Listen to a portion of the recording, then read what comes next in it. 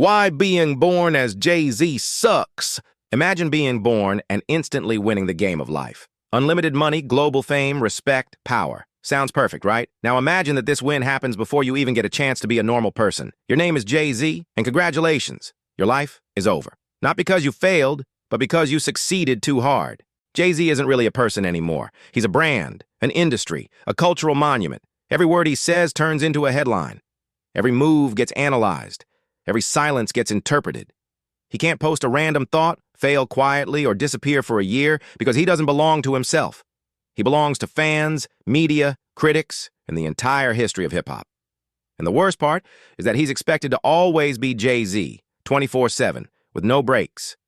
The strangest thing is that he's constantly living in his own shadow. That sounds impossible, but think about it. He already made the blueprint. He already became a billionaire. He already married Beyoncé. So what's next? Every new album is immediately compared to his past. Every business success is treated like something that was guaranteed. Every achievement feels expected. He can't outdo the legend because he already is the legend. On top of that, Jay-Z doesn't get to make normal human mistakes. If he invests in the wrong company, people say he's lost his touch. If he speaks up on social issues, he's called fake or calculated. If he stays silent, he's labeled cowardly or out of touch. He's expected to be the voice of the streets, a business genius, a perfect husband, and a moral role model all at the same time. But no human being can realistically carry all of that without cracking. Another problem is that Jay-Z never gets to start from zero. Most artists are allowed to fail, experiment, or reinvent themselves. Jay-Z isn't. If he keeps things simple, people say he has nothing left to say. If he experiments, they say he's disconnected from reality. If he plays it safe, he's boring. If he takes risks, he's destroying his legacy. No matter what he does, there's always a reason why it's the wrong move. He's also permanently stuck between two worlds. Jay-Z came from the streets and made it into the billionaire elite, but that transition has a cost. To people from the streets, he's sold out. To the elite, he'll never fully belong.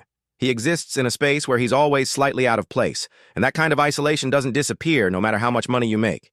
Even honesty becomes dangerous at that level.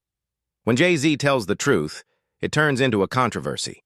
When he stays quiet, it's seen as a political statement. People don't ask how he feels anymore. They ask what the strategy is. Nothing he does is allowed to be personal, because power turns everything into a message, whether he wants it or not. And while people love to say that money solves everything, it doesn't fix the real issue. Jay-Z doesn't have ordinary freedom. He can't go somewhere anonymously, he can't be careless in public, and he can't show weakness without disappointing millions of people. When a regular person is weak, it's human. When a legend is weak, it feels like betrayal. There's also the problem of aging. Hip-hop worships youth, and legends are only respected as long as they prove they're still relevant. Jay-Z isn't allowed to simply grow old.